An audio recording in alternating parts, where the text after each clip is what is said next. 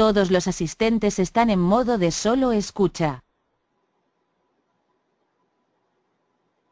Bueno, este seminario lo va a impartir David. David es un técnico, un perito en 20 especialidades, pero aparte de eso, el campeón de tiro, y toda la fuerza del seminario y toda la faena va a recaer sobre él. Este seminario es muy importante para todos nosotros, dado de que estamos hablando de balística y armamento. Pero tengan en cuenta de que toda la fuerza va a salir sobre el reglamento de armas. Cuando hablamos de armas, no hablamos tan solo de un Colt, no hablamos de un Dillinger, estamos hablando de armas, lo cual quiere decir que en el trabajo que ha estado preparando David, os va a enseñar toda clase de armas, machetes, espadas, toda clase de armas, desde la antigüedad hasta hoy en día, teniendo también las balas inteligentes.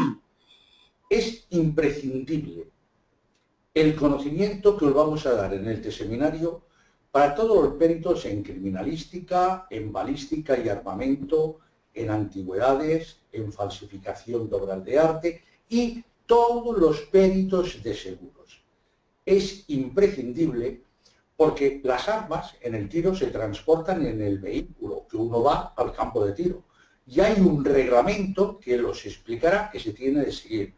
Cuando hay armas en una casa, tiene que tener toda su guía, tal como él os explicará. Tú puedes salir a navegar y llevar igualmente un arma. ¿Qué normativa existe? ¿La puedes llevar? ¿No la puedes llevar? David os va a dar unas pinceladas. Él me había pedido 20 horas y le dije, vamos a reducirlo, vamos a dar los conocimientos técnicos en solamente 2 horas y sobre todo lo que os dediquéis a las antigüedades, a la falsificación, a peritos de seguros, a criminalística, podéis hacer consultas posteriormente, pero también directamente con vuestros jefes de estudios le podéis pedir más ampliación de estos conocimientos que os vamos a dar en este seminario. Un seminario imprescindible, porque tened en cuenta de que lo que diferencia a un perito a otro perito es la reglamentación que existe. Y vamos a tocar toda la reglamentación de las armas. David, como gran técnico, os va a dar mucho material, muchas explicaciones, pero tened en cuenta que le he tenido de cortar el tiempo. Él quería daros todo un curso completo de balística y armamento, pero el tiempo no lo permite y tampoco lo que podemos hacer es repetir y repetir temas que dentro de los diferentes cursos ya tocáis. Lo que hacemos con este seminario es una ampliación y conocimiento y repaso de estos temas. De forma que, ya sabéis, las armas hay de antiguas, hay de modernas. Todas han de seguir el reglamento. Hay muchas falsificaciones. Tenemos de conocerlo también. Pero cada uno, en vuestro técnico, el que se dedica a falsificaciones, sabrá cómo van. Y los que se dedican a antigüedades sabrán cómo tasar un arma antigua, siempre buscando de que tenga la guía correspondiente. Todas las armas han de tener una guía. Todas. Tened en cuenta que hay falsificaciones de guías, hay falsificaciones de todo. Esto quiere decir, es que yo soy perito en documentoscopia, pues entérate del reglamento para saber si hay alguna falsificación en la guía del arma. De forma que os dejo con David, que llevará todo el peso, pero él está preparado para contestaros todos y para ampliar toda la enseñanza. David, ya sé que aparte de ser perito en muchas especialidades, me estás copiando, ¿eh? Con el peinado, haz el favor de ir a otro peluquero, no vayas al mío. Envidia cochina. Vale. Un abrazo, adelante y nos vemos en la consulta cuando termine David de hablar. David, adelante. Muy bien, pues muchas gracias por asistir al seminario y me vais a ver poco la cara porque la tengo todo el seminario basado en PowerPoint. Entonces, cuando necesitéis verme, pondré la cámara y cuando no, lo que tendréis es el PowerPoint que estáis viendo. Bueno, vamos a hacer una pequeña introducción porque el seminario en realidad es balística y armamento, es decir, por un lado está lo que sería el estudio de la munición y por otro lado el estudio del armamento. Entonces vamos a empezar con lo que sería la balística. Técnicamente, la balística, como veis, pues es un concepto bastante amplio que tiene multitud de definiciones, pero básicamente la que podríamos dar más sencillamente es el estudio de los proyectiles y de las armas que los disparan, porque tanto arma como cartucho son dos conceptos que están unidos. Es decir, si nosotros cogemos multitud de definiciones en bibliografía, pues podemos encontrarnos muchísimas de ellas. Yo he elegido las más importantes y a mí la que especialmente me gusta es esta que dice que es la ciencia dedicada al estudio de las balas, al estudio de los cartuchos y al estudio de las armas en los casos de delitos, ¿vale? Aplicados sobre todo a criminalística. También es la ciencia que estudia los movimientos de los proyectiles dentro y fuera del arma, porque bueno, dejan una serie de detalles que se pueden analizar, o la ciencia que estudia íntegramente las armas de fuego, el alcance que tiene la munición y la dirección que tienen los proyectiles y cómo se pueden modificar. Por lo tanto, la balística va a tener diversos apartados a nivel tanto policial como de peritos. Está la balística interior, que ahora veremos la definición, la balística exterior, la balística de efectos y terminal, y dentro de ellas tenemos pues la balística forense y la balística policial. Dentro de la balística interior, lo que se encarga es estudiar el recorrido del proyectil dentro del arma. Es decir, suceden una serie de fenómenos desde que tú disparas el arma hasta que la bala sale por la boca del cañón, ¿vale? Hay una serie de gases que salen, una serie de presiones que se pueden analizar y que nos pueden dar muchísimos detalles. Una vez que la bala ha salido, se encarga la balística exterior de estudiar la trayectoria del proyectil entre lo que es la salida de la boca de fuego y hasta que llega al blanco. Es decir, lo que va a estudiar básicamente son análisis de trayectorias y las circunstancias que van a poder modificar esa trayectoria. Entre las que se me ocurren, pues por ejemplo, el viento o la presión. Luego tenemos, perdón, la balística terminal o la balística de efectos, que aquí lo que hace es, digamos que optimizar la munición desde un punto de vista si la queremos policial, si la queremos militar o la queremos para cazar. Es decir, no es lo mismo una munición cuando queremos cazar ciervos que cuando queremos utilizarla en actuaciones militares o policiales. ¿Por qué? Pues porque hay dos parámetros a analizar dentro de la balística terminal, que es el poder de detención del proyectil y el poder de penetración del proyectil, que es lo que determina, digamos, que la fuerza de la munición a emplear y, entre otros detalles, por ejemplo, si va a ser capaz de atravesar algunos tipos de materiales o no. La balística terminal, a su vez, se va a dividir en balística forense y en balística policial. La balística forense va a ser técnicamente la parte de la balística terminal que estudia los efectos de un proyectil exclusivamente al golpear sobre un ser vivo, ¿vale? Y por supuesto las lesiones. Ya eso lo va a llevar el médico forense. Va a estudiar los orificios de entrada y salida del proyectil, el trayecto del proyectil en el cuerpo, que puede modificarse por diversas circunstancias, la distancia y la dirección del disparo, la distancia a nivel policial es importantísimo, y las lesiones y los efectos causados por el disparo. Pero bueno, siempre el médico forense es el que va a llevar esta parte, pero a nivel policial pues sí es interesante tener algunas pinceladas y algunos detalles para poder conocerlos.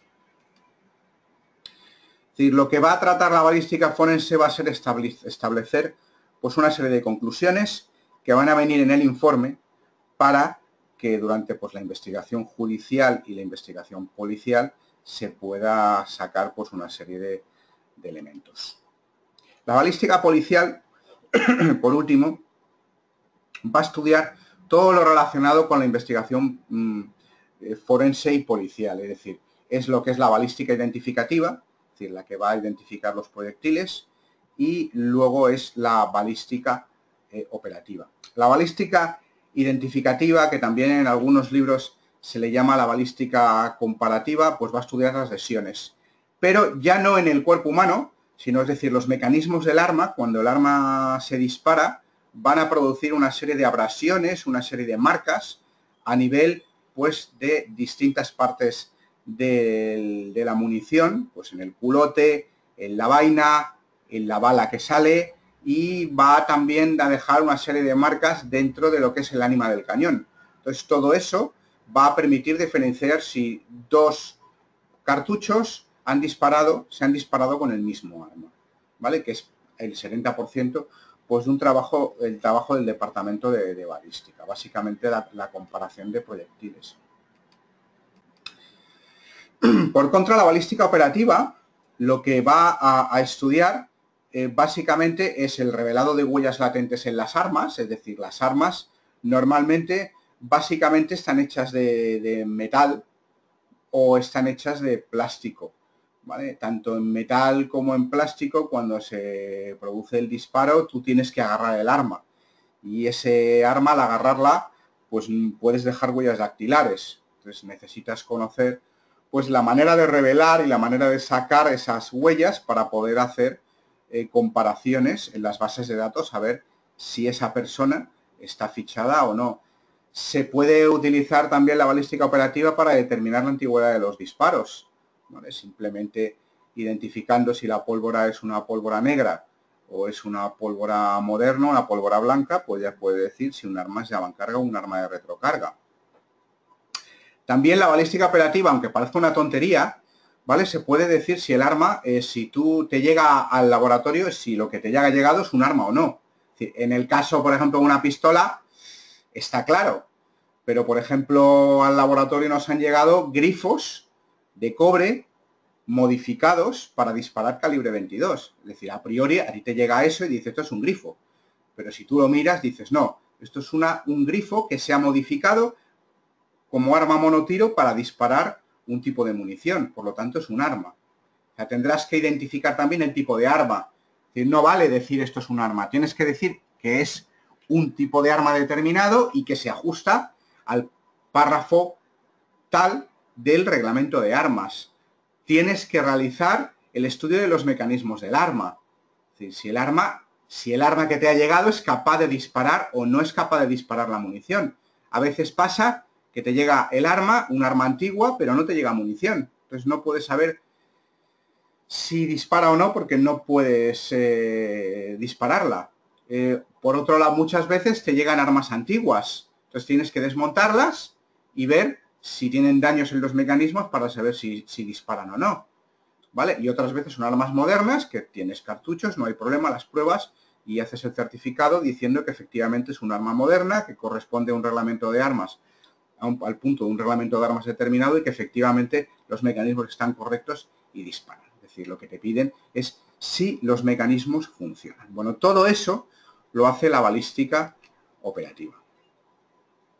¿Qué problema tiene la balística? Bueno, pues básicamente que existen millones de armas en el mundo con los cuales tú tienes que tener distintos conocimientos para poder identificar las armas, porque, a ver, las más normales, las pistolas modernas, los revólveres, incluso armas de avancarga, las conoces de vista, pero a veces te llegan cosas muy raras, muy extrañas. Ya veremos ahora fotos. Entonces, claro, tienes que realizar la identificación.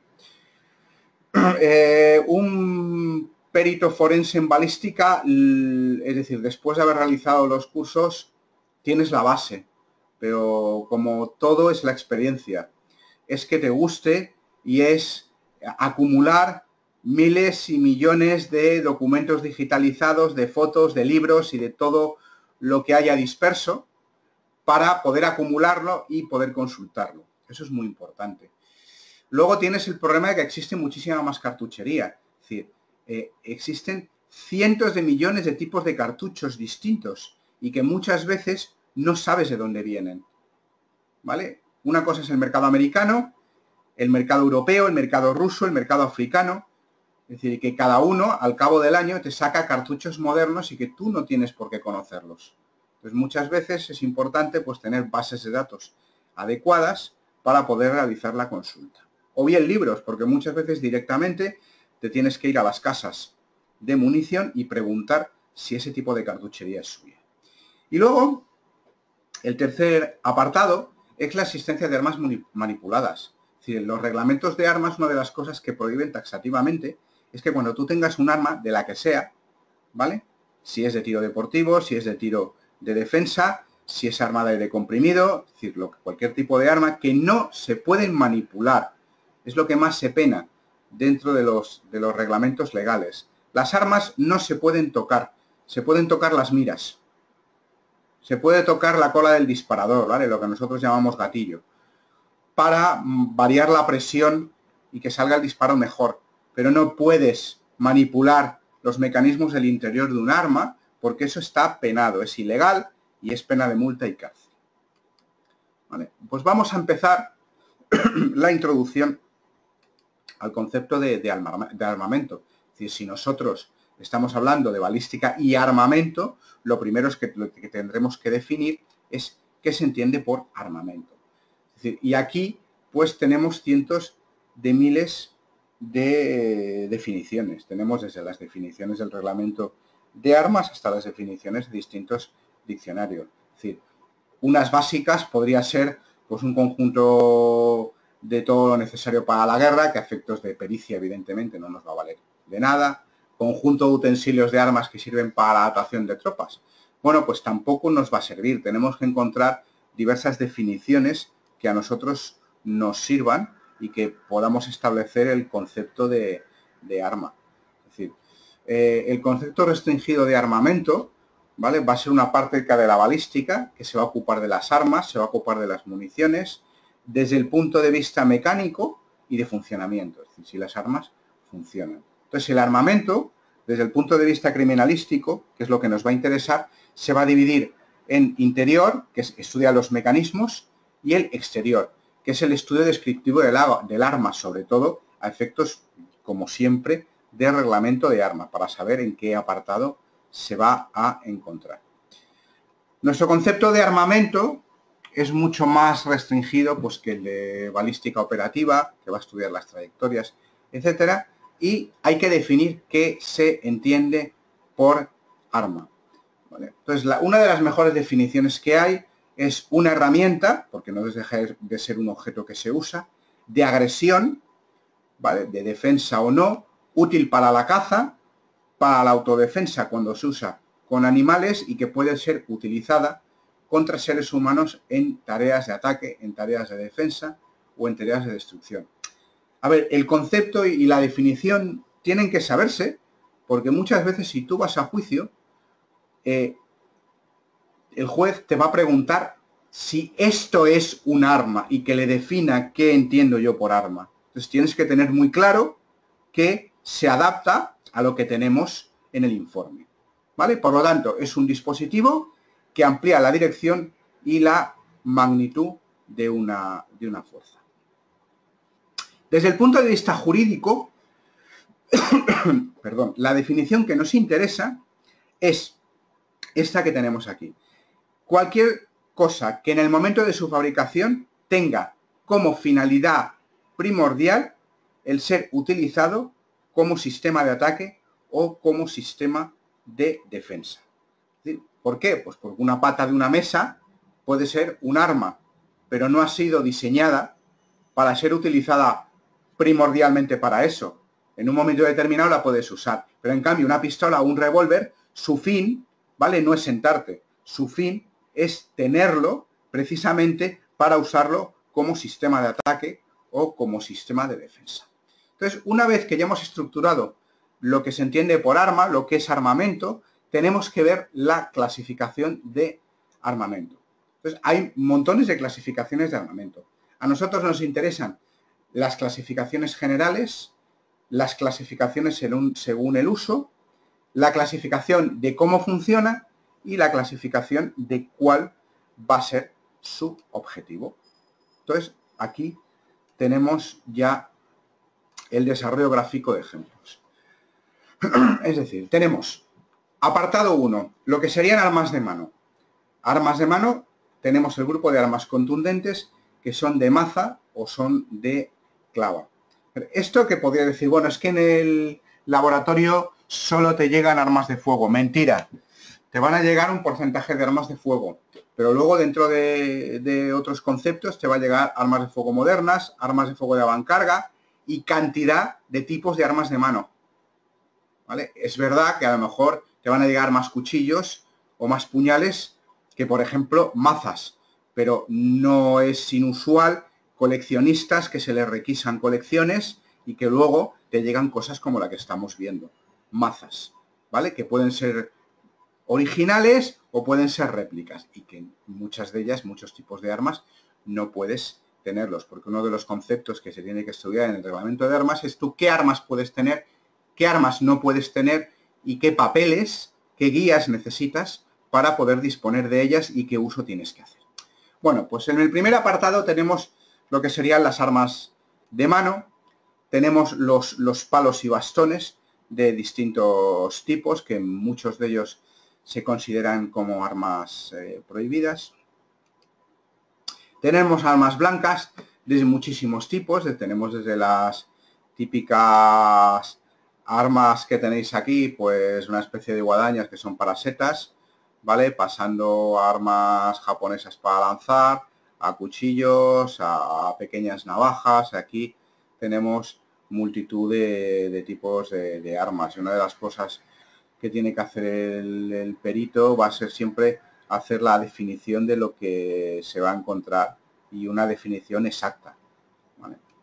Tenemos armas de corta y punta, como pueden ser las falcatas ibéricas, es decir, las armas que usaban los guerreros ibéricos antiguamente, que en este caso evidentemente es una réplica, porque las originales la verdad es que están bastante estropeadas y eran de bronce.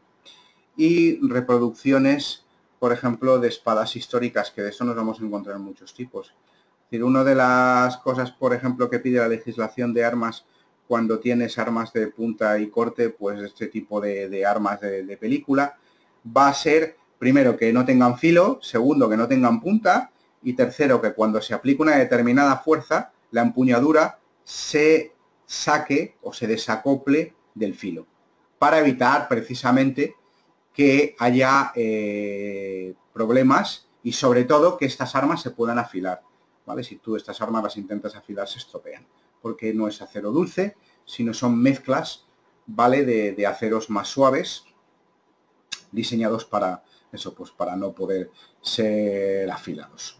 Pues bueno, pues estas cosas llegan, por ejemplo, entre las cosas que llegan todos los años al laboratorio, pues son armas de este tipo de corte y punta, pues las réplicas de Conan el Bárbaro, pues todos los años nos encontramos pues 4 o 5 de coleccionistas, de grupos neonazis, que las tienen porque les gustan.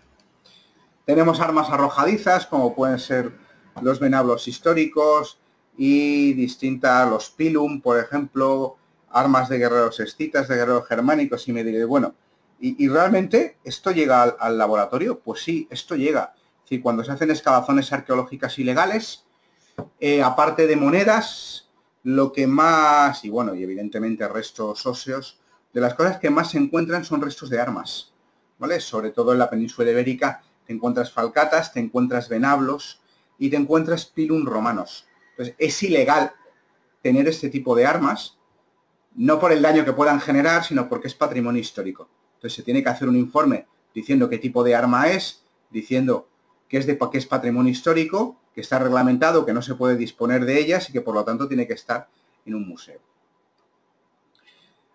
¿Vale? Tenemos, por ejemplo, dados y cerbatanas, desde los típicos cerbatanas que te encuentras de las tribus de América del Sur, que a veces te encuentras, que te hacen réplicas, o bien, por ejemplo, en el mercado americano yo me he llegado a encontrar dardos o cerbatanas modernas, como tenéis en el lado derecho de la figura, que esta es una cerbatana americana moderna que llega pues prácticamente a 25 centímetros, perdón, a 25 metros. Entonces, según el reglamento de armas, pues son tipos de armas que tú no puedes tener, pero si, por ejemplo, tú estás en Estados Unidos, no tienes ningún tipo de problema porque prácticamente puedes, con permiso, tener hasta tanques. Como armas de proyección, podríamos tener las ballestas. Todos los ejércitos tienen unidades que disponen de ballesta porque son silenciosas, ¿vale? Para eliminar centinelas. Pero, por ejemplo, con la guía adecuada se pueden tener ballestas que disparen proyectiles con una determinada velocidad para caza, ¿vale? Para conejo, para jabalí, ¿vale? Para caza menor. Entonces se pueden tener, hay distintos tipos. Y hay otro tipo de ballestas pues que no se pueden tener.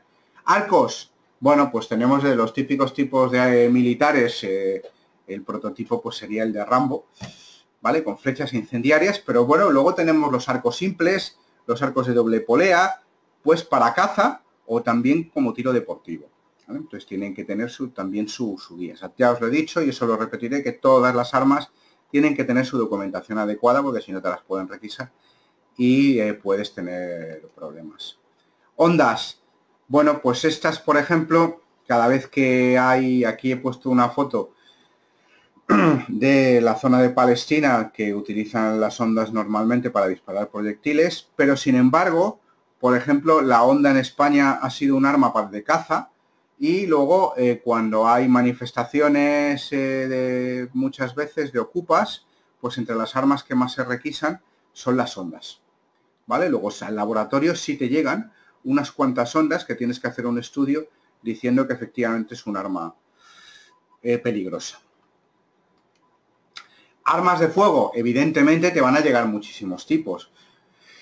Desde réplicas hasta armas de verdad que disparan. Realmente en España, por ejemplo, lo que más te van a llegar van a ser pistolas y revólveres, como luego veremos, pero por ejemplo, a veces te llegan de atracadores armas largas, ¿vale? Del mercado americano, de tiro semiautomático, pues que con modificaciones de mecanismos se van a convertir en armas de fuego automático. Van a llegar pocos subfusiles, van a llegar pocas ametralladoras.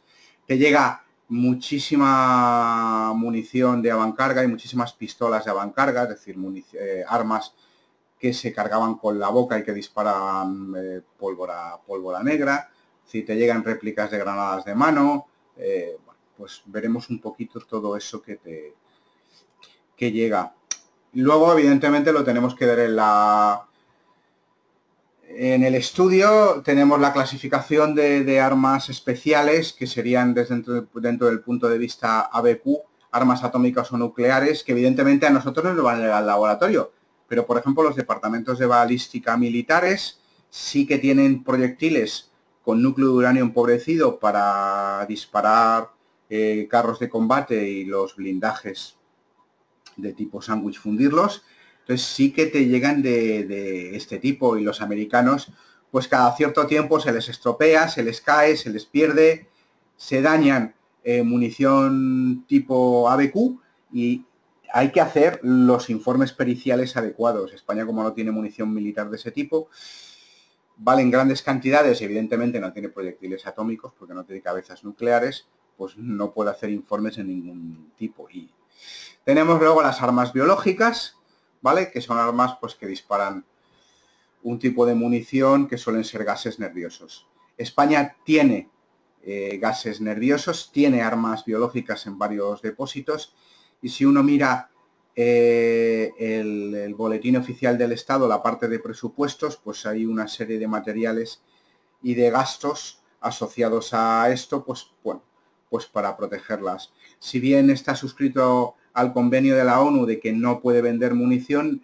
de este tipo, no dice en ningún sitio que no podamos tener, porque antiguamente, hace unos años, sí se la vendíamos a los países del Golfo, se la vendíamos a Irak, a Irán, a Arabia Saudí, etcétera, ¿vale? A Túnez también. Entonces, bueno, pues a nosotros evidentemente no nos llegan informes periciales de este tipo, pero hay que, bueno, saber la clasificación de este tipo de munición. Tenemos también las armas químicas, que pasa exactamente lo mismo.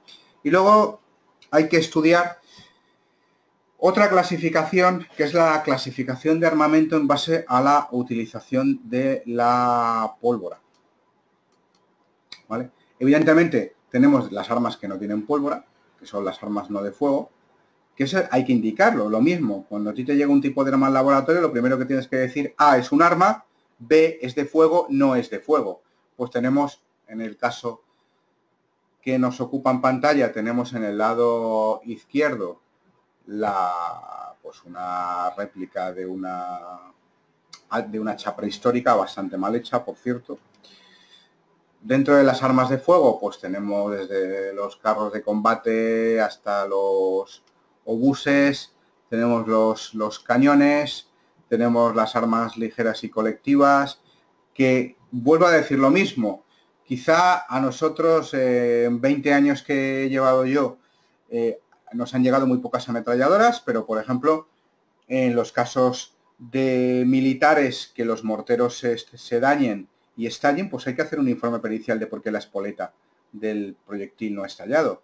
Y en el caso de que, por ejemplo, se haya fundido el cañón de una ametralladora, por ejemplo, en este caso tenemos la MG42 en el lado izquierdo, se haya encasquillado y haya estado el cañón, pues hay que hacer un informe de si ha sido por la munición o ha sido por el propio arma. Tenemos también los lanzagranadas de distintos tipos, que lo mismo, no han llegado muchos casos, pero por ejemplo cuando ETA atentaba en nuestro país, pues al laboratorio llegaron distintos tipos de lanzagranadas, sobre todo de tipo casero, y en ocasiones llegaron un par de RPG-7 de fabricación rusa que habían comprado en el mercado ilegal, y hubo que hacer los informes acerca de que efectivamente era un arma, no era una tubería, y que disparaba, y que, bueno, pues se les condenó a 20 años por este tipo de cosas.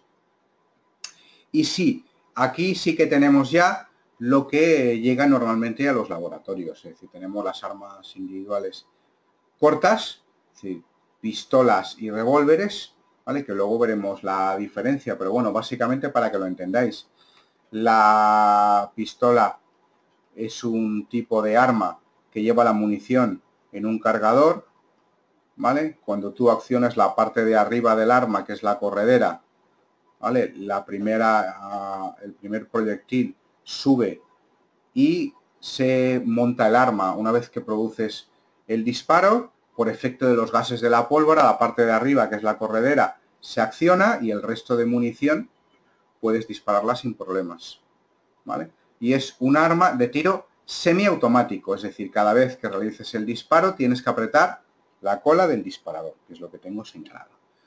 En cambio, un revólver es un arma de tipo corto, que la diferencia es que no tienes un cargador. Lo que tienes es un tambor que tienes aquí, que normalmente hay 5 cartuchos si la munición es muy grande, 6 en munición normal y hasta 11 en munición de calibre 22. Y que lo que sucede es que cuando tú aprietas la cola del disparador, el tambor se mueve y alinea un proyectil con el cañón y se produce el disparo. Por lo tanto, la diferencia básica es que en la pistola la vaina va a salir, con lo cual a efectos de criminalística es muy interesante porque vas a tener una parte del proyectil a analizar, y en el revólver, cuando tú disparas, la vaina se queda dentro del tambor y por lo tanto no vas a poder analizarla, ¿vale? Luego van a llegar pistolas, van a llegar revólveres, van a llegar armas largas. En este caso tenemos fusiles, en el que tenéis en pantalla son 2 fusiles de cerrojo, es decir, tú cada vez que disparas tienes que meter la munición aquí, ¿vale? y mover todo el sistema de cerrojo. Son armas evidentemente antiguas, son armas de muchísima precisión normalmente, pero son armas lentas, que se puede acoplar una bayoneta o no. Claro, todo eso viene reglamentado en el reglamento de armas. Es decir, yo, Pepito Pérez, pues puedo tener este tipo de arma, normalmente sin bayoneta, inutilizada, que no pueda disparar y con los mecanismos de cerrojo quitados, ¿vale? En cambio, si yo soy militar, pues a lo mejor se me permite tener este tipo de arma, ¿vale? Ya no sin cerrojo y en condiciones óptimas de disparar, pues simplemente por mi profesión. Llegan también fusiles de asalto, ¿vale? Por ejemplo, pues el que tenéis arriba es una variante de un AK-47 soviético. Normalmente lo que siempre te van a llegar, casi siempre van a ser réplicas. O bien armas de este tipo, del AK-47, que para el mercado deportivo no puedes tener munición militar, pero sin embargo lo has modificado para un calibre 22 para munición deportiva. Es decir, se ha también modificado el selector de disparo, que es el que tenéis aquí señalado, para que no pueda hacer ráfagas y tenga tiro semiautomático, es decir, tiro a tiro, ¿vale? Porque yo, por ejemplo, cuando hacía tiro deportivo, pues una de las armas que me compré fue precisamente este tipo de arma, pero en calibre 22 y no podías hacer tiro con ráfaga. Si a ti se te ocurre hacer la tontería de coger este arma, de hacer las modificaciones para que sea tiro con ráfaga, pues cuando vayas a pasar la intervención de armas, como eres tonto, pues te quitarán el arma, te detendrán, te pondrán una multa y no podrás en tu vida volver a usar armas, ¿vale? Pero, por ejemplo, fuera del ambiente deportivo, este tipo de armas pues sí se están modificando para venderlas dentro para los atracadores. También nos llegan subfusiles, ¿vale? En este caso, bueno, pues tenemos un fusil, me parece que es el Z84 español, antiguo, y bueno, normalmente suelen llegar réplicas. Actualmente lo que nos estamos encontrando muchísimo, ahora que está de moda el paintball, ¿vale? Que es utilizar réplicas de armas para disparar bolitas de poliuretano y hacer pequeñas batallas, pues la verdad es que las réplicas están muy bien hechas, incluso de peso, porque les ponen contrapesos de acero y están muy bien. Entonces, claro, a ver, me diréis, es que se nota la diferencia. Pues dependiendo de las condiciones y de lo bien hechas que están, no se nota la diferencia. Claro, hay que tener en cuenta de que si aquí es difícil que alguien tenga un arma de este tipo, pero en Estados Unidos, por ejemplo, claro, si tú te van a atracar y te encuentras una cosa de estas, lo mejor es no moverse. Aquí la probabilidad es muy baja que te encuentres con una cosa de estas de verdad, pero bueno, por si acaso lo mejor es no hacer nada. Nos encontramos también rifles, ¿vale? Monotiro, que tenéis, escopetas, pues de distintos tipos, y armas muy raras, ¿vale? Desde las que tiran, como en este caso, los Taser, ¿vale? Que tiran munición eléctrica, hasta pues las del mercado americano, pues que te encuentras pues armas de este tipo, pues que en tu vida las vas a ver prácticamente nada más que en foto, ¿vale? Luego tenemos la clasificación de armas según su uso. Tenemos las armas antipersonal, ¿vale? Que en este caso te llegan, tenemos las minas, y me diréis, si llegan armas antipersonal al laboratorio y haces informes periciales, pues sí, porque sobre todo te llegan de la guerra civil, ¿vale? Que minas antiguas, y te llegan de colecciones de personas que se les requisa el material que las han traído, ¿vale? Que normalmente, evidentemente, yo nunca me he encontrado con armas activadas, ¿vale? Con el cebador puesto y con la trilita puesta, pero sí que están vacías. Entonces lo que tienes que hacer es un informe de, es una mina antipersonal, está desactivada, no dispara y la puedes o no la puedes tener, ¿vale? Con el permiso. Bueno, pues esto te las encuentras.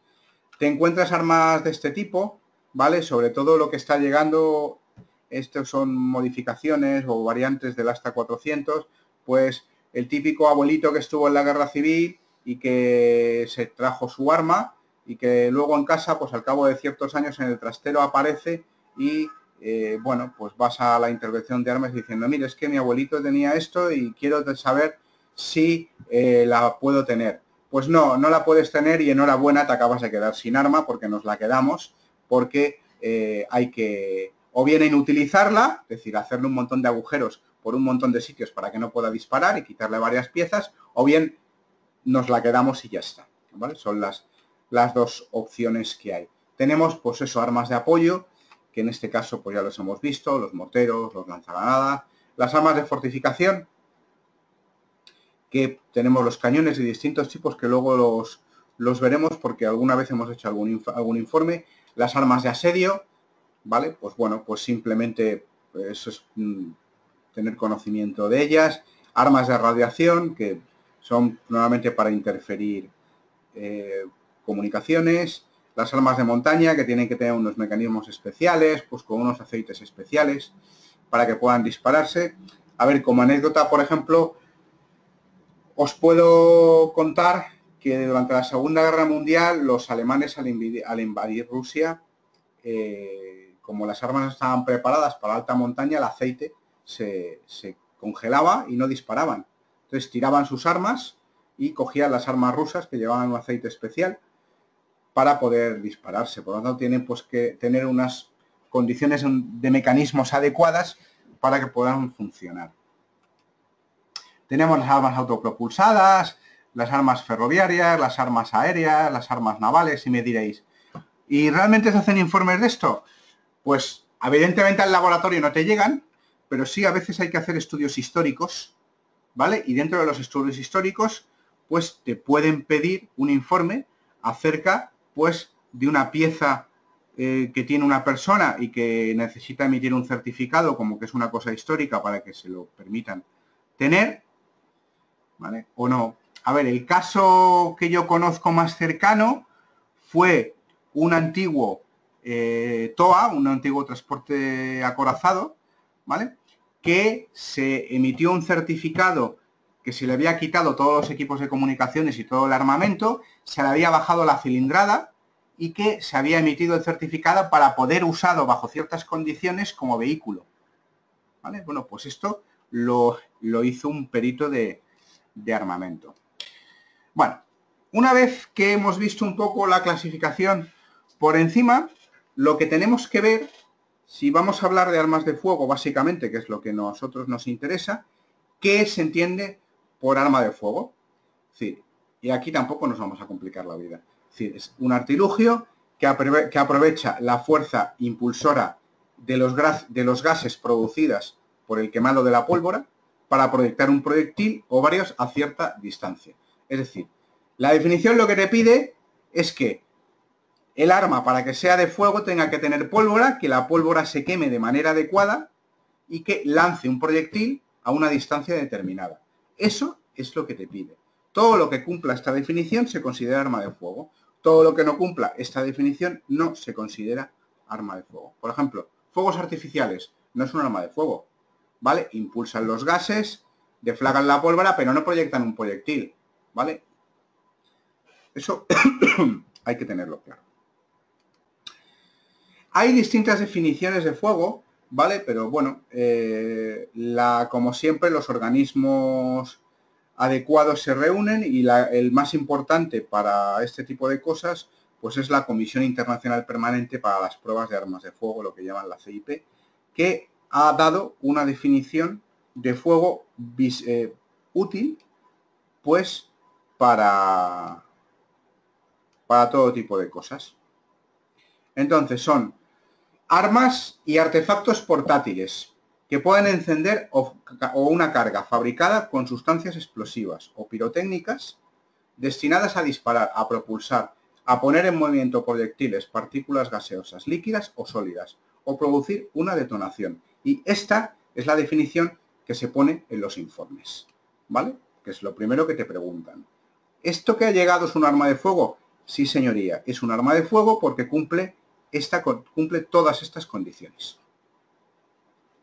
Luego, los reglamentos de armas, cada reglamento de armas tiene distintas definiciones. Evidentemente, yo todo esto lo he sacado del reglamento de armas español, ¿vale? Y entonces el reglamento de armas español te dice que todo que se entiende por arma de fuego a los efectos del presente reglamento, arma portátil, que tenga cañón, que lance y esté concebida para lanzar o transformar fácilmente para lanzar un perdigón, una bala, un proyectil, por la acción de un combustible propulsor. Pero bueno, básicamente todas estas definiciones son marear la perdiz. Entonces nos quedamos con la que queramos y cuando se hace el informe ponemos efectivamente que lo que nos han dado es un arma de fuego o no es un arma de fuego. Bueno, pasamos al siguiente PowerPoint, donde vamos a ver la clasificación técnica atendiendo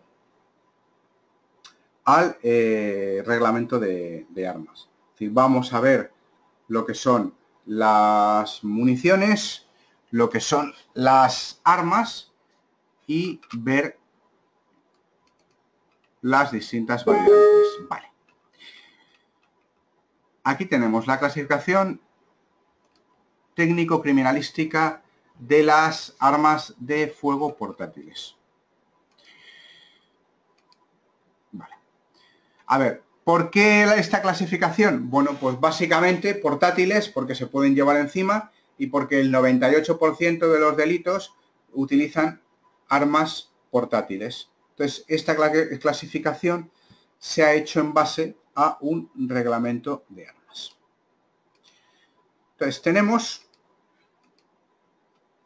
las armas, según el reglamento de armas, por su longitud del arma. Sí, entonces, el reglamento de armas te dice que se entiende por arma corta, es decir, aquel arma de fuego cuyo cañón no exceda de 30 centímetros o cuya longitud total no exceda de 60 centímetros. Y se suele manejar con una sola mano. Es decir, tú haces el informe y dices, A, es un arma de fuego. B, es un arma corta. Y el juez te pregunta, ¿y por qué es un arma corta? Y tú le dices, pues porque según el reglamento de armas, en el apartado tal, es un arma que tiene menos de 30 centímetros. Por lo tanto, la mayoría de las pistolas, por no decir prácticamente todas, son armas de tipo corto. Aquí en el dibujo pues tenemos una arma corta española de calibre 9 milímetros. Todo lo que no sea arma corta es arma larga. Es decir, por lo tanto, arma larga es o bien la que no es arma corta o bien la que mida más de 30 centímetros. Perdón. Se suele manejar con las armas, aquí con las manos, perdón. Aquí lo que tenemos pues es los fusiles de asalto. ¿Vale? Este que tenemos aquí es el STG-44, que es el embrión primario del proyecto CEDME, de donde salieron los fusiles españoles, pues hasta prácticamente pues el año 1990 y poco. Por su procedimiento de carga y encendido, ¿vale? El reglamento de armas divide las armas en armas de avancarga y armas de retrocarga. ¿Vale? Las armas de avancarga son armas de fuego que aparecieron en el siglo XIII, que básicamente la principal característica es que se cargaban por la boca, ¿vale? No como las armas modernas que se cargan por detrás. ¿Vale? Entonces, los primeros tipos de armas que había, pues eran tubos de bronce, ¿vale? O tubos de hierro que se cerraban pues por la parte de detrás y que tenían un agujerito, pues, para poner una mecha y poder disparar. ¿Vale? Entonces, aquí tenemos, pues, el dibujo, la representación gráfica más antigua de lo que sería un arma de fuego. Es decir, sería lo que es el tubo de bronce, ¿vale? Donde tenéis la mecha con, digamos, con el encendedor, ¿vale? Disparando un proyectil y con la llama saliendo de la boca.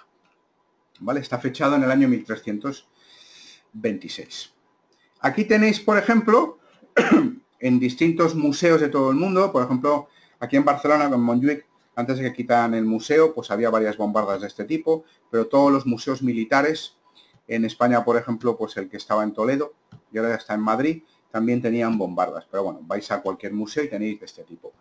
Vale, en este caso tenemos pues el esquema de una bombarda del año 1350. ¿Vale? Fueron las primeras, digamos, armas de fuego, evidentemente no portátiles, porque pesaban bastante, y su precisión dejaba bastante que desear también. Y el gran problema que tenían, pues que se terminaba estallando. ¿Vale? Hacían mucho ruido y tenían muy poca utilidad. Luego, empiezan a aparecer en el siglo XIV lo que se llaman las armas de mecha, ¿vale? Que no dejan de ser nada más que este tipo de armas que se estilizan, se hacen más pequeño, son cañones sin ruedas y eran los que se llamaban los truenos de mano o las ballestas de trueno. Entonces, aquí las tenéis. A ver, esto que tenéis aquí se llevaba a mano y pesaba, pues al calcular, unos 30 o 40 kilos, ¿eh? ¿Vale? Pero bueno, ya no pesan los 80 o 90 kilos que pesaban las anteriores. Esto se llevaba, se apoyaba pues en las murallas y se disparaba, ¿vale? Evidentemente la persona que lo llevaba pues tenía que tener bastante fuerza. Aquí tenéis, pues por ejemplo, una representación de una culebrina. Lo mismo, cada vez las armas de fuego de este tipo se van estilizando, se van haciendo más largas, más grandes, más estrechas y cada vez más portátiles. Y aquí, por ejemplo, pues lo que tenéis es un apoyo, un soporte. Aquí, pues, podía ser un arma de asedio, se disparaba pues contra las murallas o para que subiera por encima de ellas. Empiezan a aparecer mecanismos para mejorar las armas. Aquí lo que tenemos son las llaves de mecha, ¿vale? Que son cuerdas retorcidas de cáñamo, de lino, dependiendo de lo que necesitaras, que se impregnaban en cal viva o en salitre, en alcohol, y entonces esto hacía que ardiera de forma continuada y regular y las pudieras encender, que pasara cierto tiempo y no se apagaran y pudieras apuntar sin problema, ¿no? Las primeras que hay fechadas pues son del año 1411 y aquí tenéis pues el dibujo de un manuscrito, ¿vale? Donde aparecen. Por ejemplo, aquí tenéis pues un centauro armado con un trueno de mano, ¿vale? Con las primeras llaves que aparecen de mecanismo de disparo, que son las llaves de serpentín, que luego ya se aplicaron para otras armas. Pero bueno, a ver, las armas de serpentín, si al arma le dabas un golpe, se hacía viento, se hacía aire, si te movías, no funcionaban. Y aparecieron las armas de rueda. Es decir, tenían unos mecanismos que el primer diseño se encuentra en 1490 en el Códice Atlanticus de Leonardo da Vinci, que son ballestas modificadas para producir fuego. Entonces, aquí tenéis el mecanismo. Esto se acoplaba al arma de fuego y básicamente lo que era es una pieza que lleva una pirita, que es esto, ¿vale? Cuando disparaba, cuando apretabas el disparador, esta pieza caía hacia adelante, lanzaba chispas en esta rueda, por eso se llaman llaves de rueda, y cerca había una cazoleta o una especie de cajita donde llevaba la pólvora y esa pólvora se inflamaba y hacía pues que mediante un agujerito el resto de la pólvora se inflamara y el proyectil saliera disparado. Total, que entre que tú cogías, apuntabas, disparabas, bajaba la pieza y se producía el disparo, pues te podían pasar 3 o 4 segundos. ¿Vale? Luego había un problema. Claro, el problema venía, pues eso, que la pirita era débil y se estropeaba, que tenías que llevar una llave para montar esa rueda y armarla, ¿vale? Con lo cual en un minuto pues podías hacer un disparo y ya está. Era caro y era delicado, con lo cual evidentemente los soldados recios y que eran poco delicados pues no le podías dar estas armas porque eran muy poco prácticas, se romperían en nada. Luego tenían muchísimos defectos. Aquí tenéis, por ejemplo, un arma de rueda que todas las que hay en los museos pues son armas que se regalaban a nobles de alta cuna y a los reyes, porque fijaros, por ejemplo, los acabados, ¿vale? Aquí tenéis la pieza que hacía que la llave que la rueda se moviera para poder luego la pirita poder usarla. Evidentemente, cada vez las armas se van haciendo más pequeñas y ya no se acoplan solo a arcabuces, etcétera, sino se empiezan a acoplar a pistolas. Pero bueno, pasaba lo mismo. Si son muy bonitas, disparan una vez, pero son muy poco prácticas. Entonces, hay armas de este tipo, pues que tenían un pomo así, que muchas veces era más cómodo darle la vuelta y darles con la cabeza con esta pieza que disparar, ¿vale? Porque no disparaban.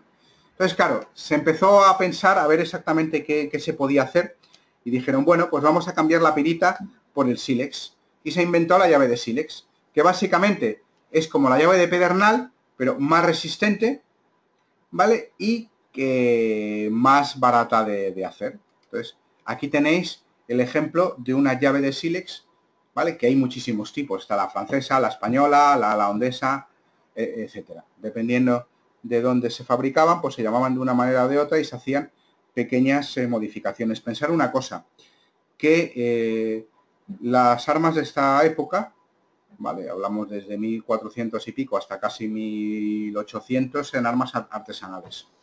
Entonces, hacían pequeñas modificaciones y cada una era distinta.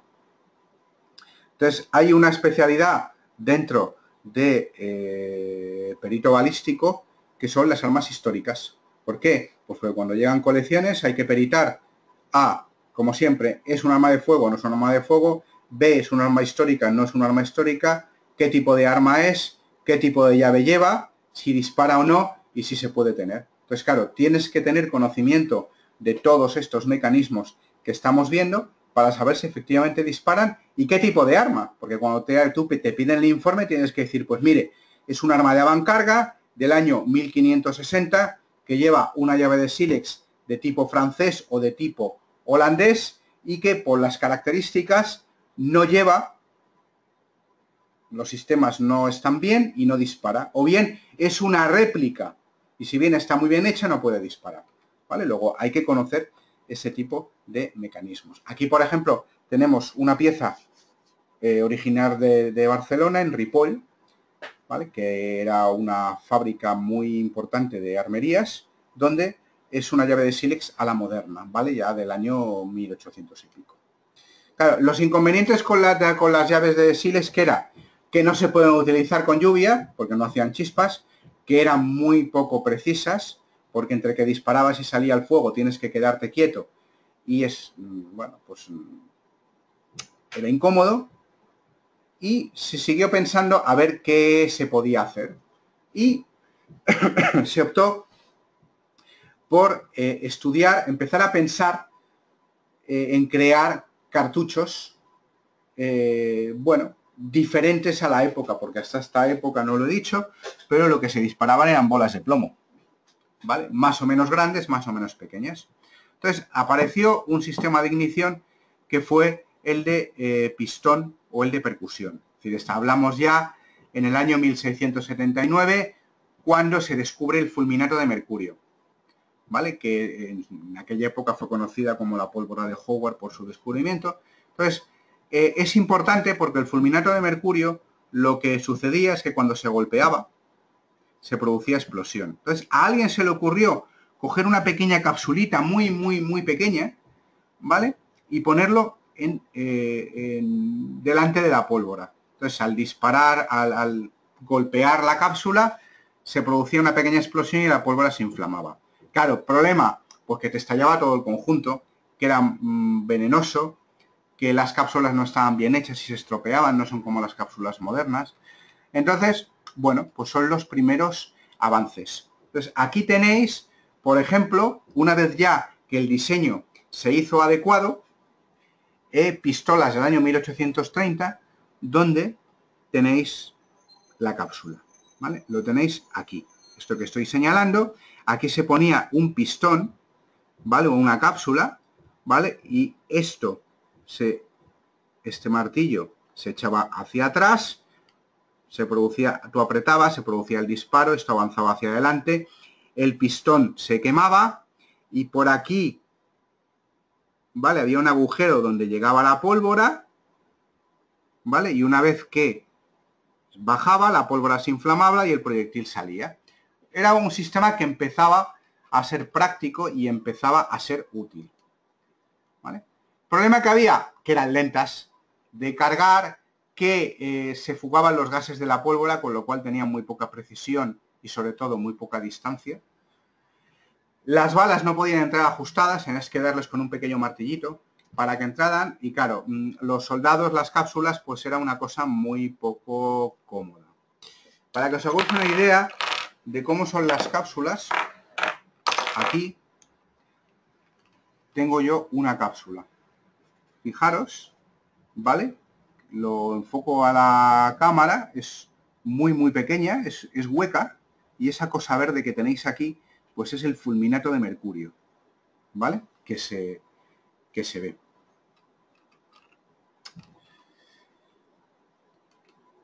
Claro, luego, una vez que ya se empiezan a diseñar estas cápsulas, empieza a entrar el concepto de arma de retrocarga. Es decir, un arma que ya no se carga por la boca, sino que se va a cargar por la recámara, ¿vale? Que se empezaron a estudiar en el siglo XIV, pero ya hasta el año 1812 no aparece el primer arma de retrocarga, ¿vale? Y claro, aquí hay que asociar retrocarga a cartucho metálico. Es decir, ya se empieza a pensar en algo que lleve la bala, que lleve la pólvora y que lleve un pistón para poder ser puesto en la parte de detrás del arma, ¿vale? Que es lo que se conoce como cartucho, y poder ser disparado. Claro, los primeros cartuchos eran de papel y a medida que fue avanzando apareció el cartucho metálico. Luego retrocarga y cartucho metálico siempre tienen que venir unidos. Entonces, las primeras armas, ¿vale? De retrocarga, lo que llevaban era una aguja o un punzón, ¿vale? Que, bueno, hacía, aquí lo tenéis. Esta pequeña aguja avanzaba hacia adelante, ¿vale? Quemaba la pólvora, ¿vale? Y al quemar la pólvora, pues la bola, ¿vale? Que todo eso estaba enrollado en papel, hacía que saliera hacia adelante. O sea, el sistema de funcionamiento básico era meter aquí el cartucho, cerrar el cerrojo y disparar, ¿vale? Y esta aguja era lo que rompía la cápsula y hacía que la pólvora se inflamara, ¿vale? Es un sistema lento, pero bueno, ya cada vez, si os fijáis, va mejorando. En el año 1866, por ejemplo, aparecen ya balas de cartucho metálico, ¿vale? Completas, ¿vale? Donde ya sí que tienes la cápsula en medio y donde ya la vaina es de metal y la bala es de plomo, ¿vale? Y tenían 5,4 gramos de pólvora, que es el fusil Chassepot. Este ya sí que es un caso de retrocarga de cartucho metálico ya moderno. Bueno, luego tenemos las armas por su autonomía. Es decir, tenemos las armas de un disparo y claro, aquí tenemos que ir otra vez al reglamento de armas. ¿Qué se entiende arma de un solo disparo? Primero, aquel arma que no tiene un depósito de municiones, que se carga antes del disparo mediante la introducción manual de un cartucho en la recámara, ¿vale? O en un alojamiento especial a la entrada del cañón, es decir, el cerrojo. Es decir, son armas monotiro, de un solo disparo. Aquí lo tenéis, por ejemplo. Un rifle monotiro, marca Zanardini. ¿Vale? Solo dispara por un cartucho. Son, por ejemplo, lo que nosotros llamamos las armas cazaconejos. ¿Vale? Se utilizaban para eso, las armas de montería y guardería, ¿vale? Para los guardas. Otra clasificación, tenemos las armas de varios disparos, de repetición. ¿Qué se entiende por arma de repetición? Bueno, pues un arma de fuego que se recarga después de cada disparo mediante la introducción de un mecanismo, ¿vale? Que está en el cañón y tiene depósito de municiones. Es lo que se llama carga del arma. Entonces los hay de cerrojo, los hay de palanca y los hay de corredera. Aquí los tenéis. Un fusil de cerrojo, ¿vale? Donde aquí se mete la munición. Un fusil de palanca, donde cada vez que tú quieras meter un cartucho, esto haces un movimiento de 270 grados y se abre la ventana y puedes meter el cartucho, que son las típicas carabinas de fusiles de repetición del oeste, ¿vale? Con lo que los soldados del 7º de caballería pues atacaban a los indios, que se ven todas las películas, o de John Wayne, pues estos son los típicos fusiles de repetición. Eran bastante precisos. O las escopetas de repetición de corredera, ¿vale? Que lo que tenemos aquí es un sistema, ¿vale? De avance y retroceso, que cada vez que lo mueves hacia adelante y hacia atrás, pues un cartucho se mete en la recámara. Luego tenemos lo que se entiende por munición semiautomática, perdón, por arma semiautomática. Lo mismo, en el reglamento te dice que se llama arma semiautomática al arma de fuego que después de cada disparo se carga automáticamente y con la que solo es posible efectuar un disparo al accionar el disparador cada vez. ¿Vale? Traducción. Tú coges el primer disparo, tienes que mover esto hacia atrás, ¿vale? Y disparas. Y ya por efecto de los gases, esta pieza se va moviendo hacia adelante. Pero cada vez que dispares, tienes que accionar la cola del disparador. Esto, ¿vale? No es un arma automática que tú aprietas una vez el disparador y te salen todas la munición de carrerilla. ¿Vale? Es decir, un disparo, aprietas una vez el disparador. Es un arma semiautomática. Y esto hay que tener una cosa muy clara. Cuando tú lees los periódicos acerca de se ha incautado un montón de armas automáticas tipo pistola. Mentira. No hay prácticamente ningún tipo de arma semiautomática que sean pistolas. Hay excepciones que luego veremos, ¿vale? Pero arma semiautomática, pistola. ¿Vale? Y en los informes se ven muchos fallos. ¿Vale? Un mal perito, normalmente, una de las meteduras de pata más importantes que tiene, que es cuando tú haces el informe y te dice que es un arma automática tipo pistola. No, es un arma semiautomática. Arma automática. ¿Qué es un arma automática? Arma de fuego que se recarga automáticamente después de cada disparo y con la que es posible efectuar varios disparos sucesivos al accionar el disparador. ¿Vale? Se monta para el primer disparo y mientras se tiene apretado el disparador van saliendo proyectiles. ¿Vale? Lo que sí tienen estas armas son selectores de tiro para tiro a tiro, ráfagas de 3 o todo el cargador completo. ¿Vale? Pues en este caso, pues lo mismo, tenemos fusiles de asalto. Luego tenemos las armas de tambor, que son los revólveres, ¿vale? Que lo he comentado antes. Es un arma corta, dotado de un sistema giratorio de repetición, ¿vale? Que es el tambor, con orificios, que tiene recámaras y que se gira. Aquí lo tenéis, ¿vale? Entonces aquí tenemos el concepto de doble acción o de simple acción.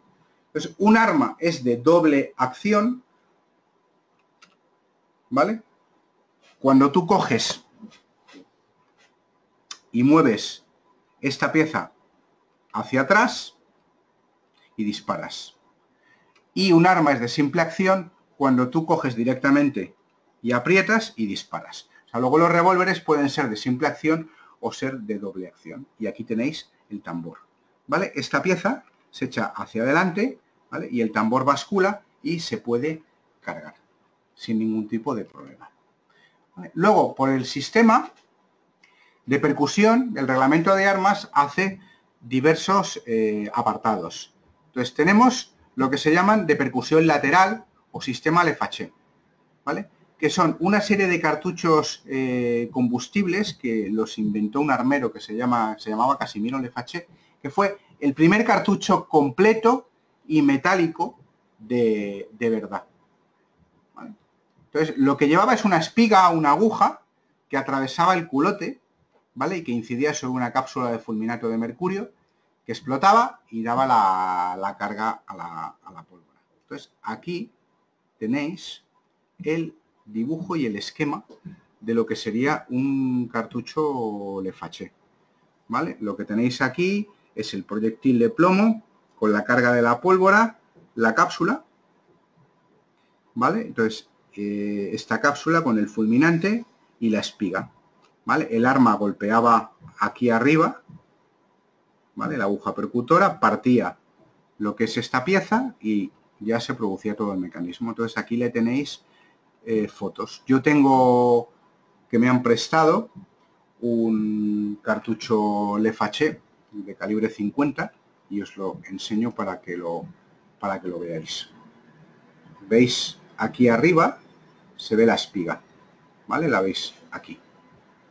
Aquí se ve, ¿vale? Esta es la espiga y este es el primer cartucho metálico que existió, ¿vale? Eran muy delicados, era el gran problema que tenían, pero bueno, realmente fue un gran avance ya que permitió mecanizar muchísimo mejor las armas.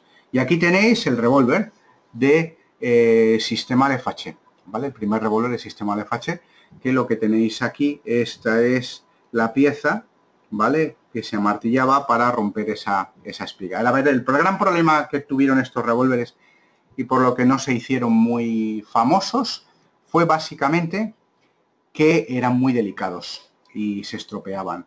Al laboratorio sí que llegan alguna pieza de estas para hacer los informes y la verdad es que, a ver, son muy bonitos de hacer y además son revólveres que si son originales y no son réplicas, valen muchísimo dinero. A ver, muchísimo dinero, estamos hablando de que un original en estuche te pueden pedir 30 o 40.000 euros. O sea, estamos hablando de eso. Luego tenemos, según el reglamento de armas, el cartucho de tipo anular. ¿Vale? A ver, que quede claro, ¿por qué hay que dar los tipos de cartuchos? Porque cuando tú haces el informe, una de las cosas que te piden es qué tipo de cartucho dispara. Entonces tienes que saber si dispara el cartucho anular, si el cartucho de fuego central, cartucho tipo Flower o cartucho de tipo LFH. ¿Vale? Por eso, también hay que decirlo. Bueno, pues el cartucho anular es lo que se llamaba el sistema Flower, ¿vale? El cartucho Flower. En el año 1845, Flower fue un armero francés que inventaba un cartucho metálico de percusión anular excéntrica. Es decir, aquí ahora veremos el dibujo y lo que llevaba era la carga, ¿vale?, de ignición del cartucho en una especie de en el reborde, ¿vale?, que es lo que sería un cartucho de calibre 22 moderno. Entonces, claro, ¿qué ventajas tenía? Pues que la aguja percutora se pudo hacer mucho más dura y no se rompía con tanta facilidad y la extracción de las vainas mejoró muchísimo. ¿Vale? Entonces, aquí tenéis el dibujo de lo que es la percusión lateral. Es decir, son cartuchos, ¿vale?, de este tipo planos en el culote, donde la aguja percutora golpea en un lateral, golpea aquí, ¿vale?, y la mezcla iniciadora se encuentra en los laterales. ¿Vale? Entonces, cuando nosotros nos encontremos un cartucho de calibre 22 pequeñito, donde la aguja percutora está en el lateral, sabemos que es de percusión anular. ¿Vale? Entonces disparan armas de pequeño calibre. Y aquí os voy a enseñar otro cartucho de calibre 22. ¿Vale? Esto es un cartucho de calibre 22 de percusión anular. El culo, a ver si lo consigo enfocar bien, si lo veis aquí, aunque está un poco, eso es plano. ¿Vale? Aquí lo tenéis, es completamente plano, no lleva ningún tipo de cápsula ni lleva nada, ¿vale? Fue el primer cartucho que se diseñó después del LFH. Luego tenemos los cartuchos modernos. Entonces, los cartuchos modernos son los cartuchos de percusión central, ¿vale? Los cartuchos de fuego central. ¿Qué sucedió? Que fueron cartuchos ya metálicos, duros, potentes, para grandes, para munición militar, ¿vale?, para fusiles de asalto o para pistolas de calibre grande. Entonces, ¿qué pasó? Pues que se hicieron vainas grandes y se pudo disparar. Entonces, aquí lo tenéis. ¿Vale? Cartucho, por ejemplo, de fuego central, son de este tipo. ¿Vale? Entonces, ¿aquí qué tenemos? Bueno, aquí lo que tenemos son, por un lado, la bala, que es lo que sale, por otro lado, la vaina, ¿vale?, y el culote, ¿vale? Y en medio del culote lo que tenéis es la cápsula. Entonces, eso dorado es la cápsula, que es donde golpea la aguja percutora. Entonces, claro, el diseño de estos cartuchos fue favorable por los avances de la metalurgia, ¿vale? Y sobre todo por el diseño de la percusión de tipo central. La munición militar moderna de este tipo, ¿vale?, se diseñó gracias precisamente a la percusión central. O sea, fijaros la diferencia entre un cartucho de percusión central, ¿vale?, y el cartucho 2022, ¿vale? Es completamente distinto. ¿Vale? Luego se puede saber la diferencia sin ningún tipo de problemas. Claro, ¿y por qué interesa conocerlo? Pues fijaros el detalle, porque resulta que el culote, ¿vale?, que es el culo de una bala, si lo tenemos, nos da muchas indicaciones acerca del arma que lo ha disparado. Primero, porque nos da información acerca del calibre, que digamos que es el tamaño de la bala, que ahora veremos cómo se hace. Nos da información acerca de quién lo ha fabricado. REM, por ejemplo, en este caso son las siglas de Remington, ¿vale? Que es la fábrica. Sabemos que es una fábrica americana, con lo cual ya podemos ir a la fábrica americana y pedir el estudio del cartucho. Podemos decir por el UMC, USA Marine Corps, es decir, Cuerpo de Marines Americano, que lo dispara el ejército americano, los marines. Podemos decir que es de la marca Smith & Wesson y que es de calibre 38. Todo eso nos dice el cartucho. ¿Vale? Podemos decir que este arma ha sido disparada, que ha sido de percusión central, porque la aguja percutora ha dejado una marca y sobre todo muy importante, y esto es uno de los parámetros más importantes a estudiar en balística. Resulta que cada arma, la marca de la aguja percutora es distinta en el culote. O sea, es el ADN o la huella dactilar. O sea, un arma siempre va a marcar en la munición en el mismo sitio, en el culote, de la misma manera. Por lo tanto, dos armas que disparan dos cartuchos distintos, si le han disparado el mismo arma y se ha modificado, pues vamos a poder saberlo. Si tú cometes un delito con un arma y cometes un delito con otro arma, esas armas van a dejar marcas en el culote diferentes. Aparte de eso, van a dejar, si os fijáis aquí, estas líneas son estrías que deja la mecánica del arma. Eso también se va a poder analizar. Y aquí, esta bolladura, también es una marca, ¿vale?, que va a dejar el arma. Todo esto son marcas indicativas, ¿vale?, del arma que lo ha dejado. O sea, fijaros todos los detalles que pueden saberse del culote, ¿vale? Y evidentemente es de percusión central. Pues aquí tenéis diversos tipos de armas de calibre 7,65, de calibre 9 milímetros, ¿vale?, que nos pueden llegar al laboratorio. Luego, tenemos que conocer las armas por el número de cañones. Si nosotros siempre que manejamos un arma estamos pensando en armas de un solo cañón, cuando en realidad no es así. A veces se nos ocurren dos y pensamos en las escopetas de caza. Pero no es verdad. Es decir, ahora el mercado tiene muchas variantes. Tenemos las escopetas de 2 cañones, pues yuxtapuestas o superpuestas. Las escopetas de 3 cañones para disparar 2 calibres, es decir, las de abajo disparan un calibre y las de arriba disparan otro calibre. Armas de 3 calibres, ¿vale? Tanto escopetas de caza modernas, escopetas de corredera modernas o armas antiguas de 3 o incluso lo que se llaman fijaros, de 4 disparos, ¿vale?, modernas o antiguas, o los pepperbox, los pimenteros, ¿vale?, que son armas que disparaban, y esto es verídico, todas a la vez, claro, con lo cual o te quedabas sin arma o te quedabas sin mano, pues, y los hay de réplica. Entonces, claro, cuando haces el informe, pues tienes que decir el número de cañones. Luego por el calibre. ¿Vale? Entonces, claro, lo que tenemos que entender, ¿qué se entiende por calibre? Así, a grosso modo, calibre es el tamaño de la bala, ¿vale? Pero no es tan sencillo, porque hay distintos tipos de calibres y distintos tipos de armas. Hay armas que el cañón es liso, ¿vale? Las de armas de avancarga antiguas son lisas, y ahí no hay problema. El diámetro de la bala era el diámetro del cañón, por lo tanto es el calibre. Pero las armas modernas no, porque las armas modernas ahora veremos que tienen están, digamos que rayadas por dentro, con una serie de estrías en forma de helicoide, en forma de hélice, ¿vale? Esta hélice hace que la munición, la bala, vaya más lejos y sea más precisa. Y eso deja unas marcas, y esas marcas se pueden analizar.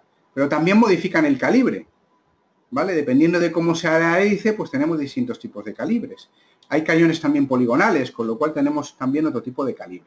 Por lo tanto, hay que primero definir qué se va a entender por calibre, ¿vale? Entonces, el calibre de un arma rayada es la distancia que existe entre los campos opuestos del ánima y en un arma de ánima lisa, el diámetro interno del cañón. Es decir, si nosotros cogemos un arma y la miramos de frente, lo que nos encontramos es un dibujo parecido a esto, donde hay una serie de entrantes, ¿vale?, que son las rayas, y una serie de abultamientos, que son los campos. Entonces, claro, cuando tú pones un proyectil, el proyectil se ajusta y realmente tendrías, digamos que dos tipos de calibre, ¿vale? El calibre entre rayas y el calibre entre campos. Entonces, aquí tenéis, por ejemplo, en los cañones poligonales, cómo es el calibre, ¿vale? Luego, básicamente, cuando tú haces un informe, indicas que es un calibre determinado, pues normalmente lo que se hace es el cañón entre campos, se pone el cañón entre campos, calibre entre campos o calibre entre estrellas. Y no hay ningún tipo de problema. Pero luego viene el otro problema. Es decir, si el cartucho está fabricado en Europa, van milímetros. Si el cartucho está fabricado en Inglaterra, van milésimas de pulgada. Si el cartucho está fabricado en América, van en centésimas de pulgada. Si el cartucho está fabricado en Rusia, pues tiene otra clasificación distinta, ¿vale? Con lo cual, nos encontramos que un mismo cartucho, dependiendo del lugar del mundo donde se fabrique, la nomenclatura del calibre va a ser completamente distinta, ¿vale? Y os pongo varios ejemplos. Por ejemplo, tú coges un calibre 22 americano, ¿vale? Que es el calibre pequeñito que yo os he enseñado antes, ¿vale? En este caso, ¿vale? Que es veis que no tiene proyectil y realmente sí tiene proyectil, pero es de detonador, ¿vale? Pues este tipo de proyectil, si es en el mercado europeo, se le llama 5,6 milímetros, si es en el mercado americano, se le llama .22 y si es en inglés, el .220. Y así pasa con todo. O sea que tú, cuando tú haces un informe y coges un cartucho, tienes que decir que en este caso hablamos de un calibre 22 americano. Si lo quieres hacer con la nomenclatura europea, 5,6 americano, europeo, o si es inglés, .220. ¿Vale? O sea, eso hay que tenerlo claro. Entonces, lo que hay que ir, pues es a un libro, ¿vale? O a la casa y ver el tipo de calibre que es. Y aquí os pongo dos ejemplos, ¿vale? Sobre la definición de calibres. Tú, siempre que se coge un calibre, son dos números con una X en medio y separado, ¿vale? Y al final una cifra. Entonces, la primera cifra que hay, ¿vale? Corresponde al diámetro del proyectil. La segunda cifra corresponde a la longitud del casquillo, ¿vale? Y la tercera corresponde a la medida del sistema métrico, ¿vale? En milímetros en este caso. Por ejemplo, en este caso, 7,62 por 39. 7,62 diámetro de la bala, 39 diámetro del casquillo y los milímetros, ¿vale? Siempre se hace así, ¿vale? Entonces hay que indicar ese tipo de cosas.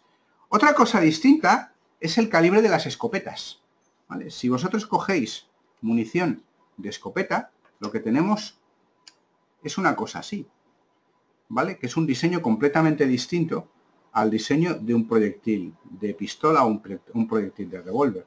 Entonces lo que tenemos aquí son la cápsula, bastante grande, los tacos, la pólvora y la munición, en forma de bolas o en forma de perdigones. Claro, tú definir el calibre en esto no se puede definir como en una pistola o como en un revólver. Entonces, la medida del calibre de las escopetas procede de las primeras épocas que se fabricaron, ¿vale? Donde se consideró más adecuado hablar de balas que entraban en una libra inglesa de plomo de 450 gramos. ¿Qué quiere decir esto? Que el calibre de la munición de escopeta se mide en base a la cantidad de bolas que caben, ¿vale?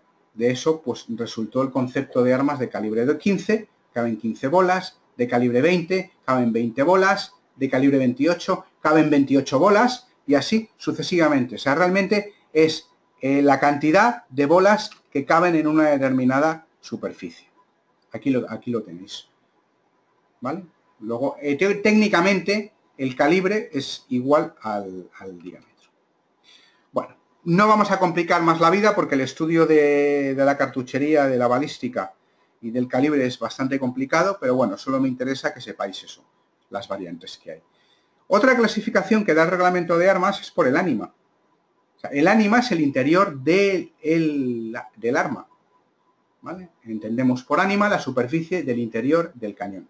Entonces, se considera que un ánima es lisa cuando el interior del cañón lo es, o bien cuando una sección normal o su eje longitudinal es cualquier punto de una circunferencia. Quiere decir que es hueco, ¿vale? Que no tiene acanaladuras, que tú lo miras y es una circunferencia perfecta. Mientras que una ánima es rayada cuando en su interior está surcado en sentido helicoidal por acanaladuras, por muescas o estrías. A ver, lo que sí es verdad es que os he dicho que los primeros tubos de cañón eran lisos. Luego, el primer tramo era estriado y el siguiente era liso, y en los modernos todos son estriados, ¿vale? Luego se puede saber la antigüedad de un arma por el tipo de ánima que hay. Entonces hay ánimas lisas y ánimas rayadas, ¿vale? Aquí tenéis la sección de un cañón vista de frente, ¿vale? Esto sería un ánima rayada, una ánima rayada, una ánima rayada, ¿vale? Porque las ánimas lisas sería el tubo completo, ¿vale? Aquí tenéis las estrías y los campos. Entonces, ¿qué escopetas hay, qué armas hay de ánima lisa? Pues las escopetas, ¿vale? Hay escopetas modernas que tienen un estrechamiento que se llama choque, que aproximadamente mide pues 64 milímetros. ¿Y qué hace el choque? Logra una mayor concentración de cargas de perdigones. A ver, el gran problema que tienen las escopetas de perdigones es que dispersan la munición. De esta manera no hay ningún tipo de problema. Se pone el choque y la munición la hace que se concentre mucho más. Hay distintos tipos de choques dependiendo de la dispersión que se quiera. A ver, la munición de escopeta, ¿vale? Lo que hace es muy poco precisa. Entonces, lo que hace es dispersar solo una superficie determinada, ¿vale? Se cargan con perdigones, con lo que se llaman postas y sirven para caza. Entonces, las escopetas se pueden clasificar por sus cañones, por su grado de automatismo o por las escopetas de cañón corto, ¿vale? Ahora veremos fotos. Por sus cañones pueden ser de un cañón, de dos cañones. Por su grado de automatismo pueden ser manuales, pueden ser semiautomáticas o pueden ser repetidoras. Y las escopetas de cañón corto, que luego veremos qué son. Por sus cañones, armas de un cañón. Son normalmente antiguas, ¿vale? Aquí tenéis una escopeta de cañón de principio del siglo. De dos cañones, paralelos para caza o superpuestos para plato, por ejemplo. Por su grado de automatismo, manuales, es decir, de uno o dos cañones, hay que cargarlas de manera manual, ¿vale? Los casquillos están en la mano de la recámara y el sistema de extracción es manual, ¿vale? Si son más caras, pues los expulsores son automáticos. Tenemos las semiautomáticas, que la extracción y la expulsión son automáticas y normalmente pues son armas militares. Aquí veis una escopeta bastante curiosa de disparar. Luego tenemos las repetidoras. Tienen un solo cañón y un depósito de alimentación debajo de él que parece un segundo cañón, que son aquí, ¿vale? Entonces este tipo de corredera se mueve hacia adelante y hacia atrás y impulsa los cartuchos hacia afuera. Técnicamente son armas repetidoras, pero en el argot de la calle se llaman pajilleras, para que lo sepáis. Luego tenemos las escopetas de cañón corto, que son lo que se llaman las escopetas recortadas. Son escopetas normales y corrientes que se les ha recortado el cañón y se les ha recortado lo que es la empuñadura para facilitar los actos delictivos. Es decir, y eso se considera arma prohibida. Una de las cosas que estudia el reglamento y que evidentemente no vamos a poder estudiar hoy porque no nos da tiempo, son las modificaciones que no se le puede hacer a un arma. Y entre las que no se le puede hacer nunca es cortar el cañón y cortar el sistema de apoyo, ¿vale? Entonces estamos hablando de que esto se considera arma prohibida. Luego tenemos las armas de salón, que son las armas de sistema Flover. Digamos que son las primeras armas, para que os hagáis una idea, de perdigones. Eran rifles o pistolas de calibre muy pequeñito, sistema 5,6 y hasta 9 milímetros, que utilizaban un proyectil de plomo con muy poquita proyección, con una cápsula iniciadora, ¿vale? Y no llevaban pólvora. Entonces eran armas para entrenar en casa. O sea, imaginaros una habitación de 5 metros, donde tú tenías un arma pequeñita y tenías una munición muy estrecha, ¿vale? Con una cápsula iniciadora y utilizadas para hacer entrenamiento, ¿vale? Muy poco ruido. Son armas que a corta distancia son mortales y te disparan, depende de dónde te den, en un ojo, o tienes la mala suerte de que te den el plexo y entre por una costilla, pero bueno, en principio es como si te dispararan con un arma de perdigones, ¿vale? Aquí tenéis, por ejemplo, un arma o el dibujo de un arma sistema Flover de 8 milímetros y como veis son bastante poca cosa. Luego tenemos las pistolas de chispa, armas de avancarga que ya hemos estudiado y que a veces llegan al laboratorio para hacer la tasación, sobre todo de arma histórica, porque valen una barbaridad. Si son originales con todas las piezas y del armero conocido, estamos hablando de que yo he llegado a ver en casas de subastas de 100.000 euros. A ver, el truco está, si eres un pardillo, pues las piezas de fuera son originales y las de dentro están todas modificadas. Por ejemplo, una de las que yo hice hace ya bastante tiempo fue un arma de la Segunda Guerra Mundial de oficial militar nazi, donde las originales, todas las piezas llevan la esvástica. Las de las SS llevaban la esvástica y las de la Wehrmacht, la del ejército alemán, llevaban el águila imperial. Bueno, pues resulta que esta persona me trajo el arma, le habían hecho pagar casi 40.000 euros, ¿vale? Y resulta que cuando la desmontamos, todas las piezas de fuera sí que es verdad que tenían el águila, pero las de dentro habían sido puestas como con piezas modernas, con lo cual el arma era muy bonita, quedaba chulísima, pero no valía 40.000 euros, valía 2.000. ¿Vale? De ánima rayada. Armas de ese tipo disparan un solo proyectil y nunca van a disparar perdigones, ¿vale? El estriado, pues bueno, ya os he dicho antes que mejora la velocidad, mejora la precisión y da mejores alcances. Y aquí tenemos la clasificación. Tenemos de arma rayada los fusiles militares, que son... A ver, ¿a qué se llama fusil militar? Pues aquel arma que un país determinado saca una reglamentación para que solo pueda ser usado por militares. ¿Vale? Entonces los calibres militares pues, pueden variar, ¿vale? Y cuando el reglamento de armas tiene un anexo de lo que se consideran armas militares. Entonces son las armas de los fusiles reglamentarios de todos los países. Se caracterizan por tener un depósito para almacén de los cartuchos. Luego tenemos los rifles de caza. Los habíamos visto ya, los monotiro, los de repetición, monotiro, ¿vale? De repetición y semiautomáticos, ¿vale? Después de cada disparo se cargan de manera automática. Luego tenemos los rifles de tiro deportivo, que estos no los habíamos visto, pero son un poco especiales, están diseñados para la precisión en sí. En este caso lo que tenemos son en el lado derecho de aire comprimido de calibre 4,4 y en el lado izquierdo de calibre 22. La filosofía de esto es apuntar a 10 metros y disparar. Luego tenemos los revólveres, armas cortas de autonomía de 5 o 6 cartuchos, alojados en un depósito que se llama tambor. Lo habíamos comentado. Los calibres pues oscilan entre 22, en calibre 22 y calibre 45. Fijaros la diferencia, pues entre un calibre 22, ¿vale? Que lo tenéis aquí, y un calibre 45, ¿vale? Dependiendo de lo que hay.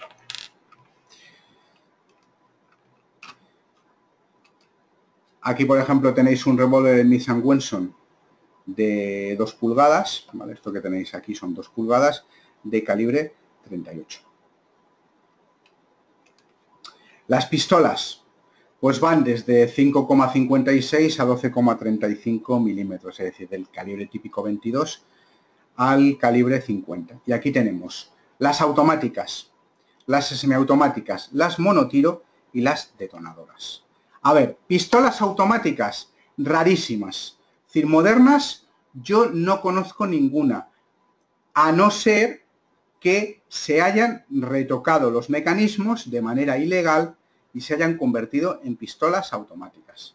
Por ejemplo, la Beretta, ¿vale? En 9 milímetros es un arma semiautomática que las fuerzas antiterroristas tienen una variante para tocando una determinada biela, hacen fuego en disparo automático. Pero es una cosa muy excepcional.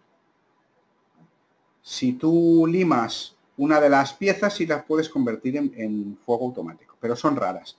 Las que te encuentras normalmente son armas, son pistolas de la Segunda Guerra Mundial, ¿vale? En este caso, por ejemplo, tenemos un arma alemana, ¿vale? Con el culatín ya para guardarla y que, bueno, son bastante caras, son muy bonitas y si son originales valen un dineral. Entonces pueden disparar pues una serie consecutiva de disparos. Luego tenemos las semiautomáticas, a ver, las de toda la vida. Cada vez que disparas tienes que apretar la cola del disparador, el gatillo que llamamos, ¿vale? Que cuando yo aprendí balística y armamento, el que me enseñó me decía, gatillo es un gato pequeño. Realmente la pieza se llama cola del disparador. Pero bueno, todos le seguimos llamando gatillo. Es como cartucho o como bala. Todos le llamamos bala al conjunto, pero en realidad la bala es el plomo que sale, ¿vale? Porque el resto es la vaina, la pólvora y la cápsula. Armas monotiro. En este caso la que tenemos aquí es un arma de competición de aire comprimido, ¿vale? Con una cacha anatómica que está diseñada pues para disparar. Las detonadoras.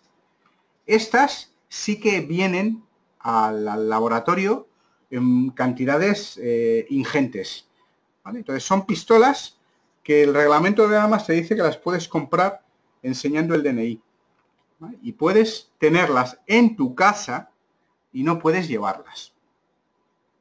Claro, ¿problema qué hay? Pues el problema que hay básicamente es que dependiendo del país de origen, ya las hacen para poder ser transformadas a calibre 22. Entonces, claro, cuando te llegan al laboratorio, primero tienes que definir, A, si es un arma de fuego o no. B, qué tipo de arma de fuego. C, si hace fuego. Y D, el calibre que usa. Y por último, si ha sido modificada o transformada para cambiarla de detonadora a calibre 22. Entonces, la ley en España, por ejemplo, y en muchos países, obliga a que en el cañón lleven un tapón de color rojo, ¿vale? Y en la parte del cañón por dentro esté rellena y abajo de todo, lo que es por la parte de dentro aquí, pues tengan una especie de cruz metálica. Aparte de eso, están hechas de calamina. La calamina, pues es una especie de aleación muy ligera que si tú se te ocurriera disparar un arma de calamina, pues te quedas sin dedos. Pero claro, quien hizo la ley hizo la trampa. Por ejemplo, hay armas turcas, incluso armas alemanas, donde la calamina está reforzada y pueden disparar calibre 22 y si bien cumplen las normas de estar protegidas, resulta que se pueden hacer las modificaciones adecuadas. Entonces, bueno, pues en el mercado ilegal hay muchísimas piezas de este tipo que se están transformando para calibre 22. En Andorra, por ejemplo, aquí hay muchas armas que no se pueden comprar.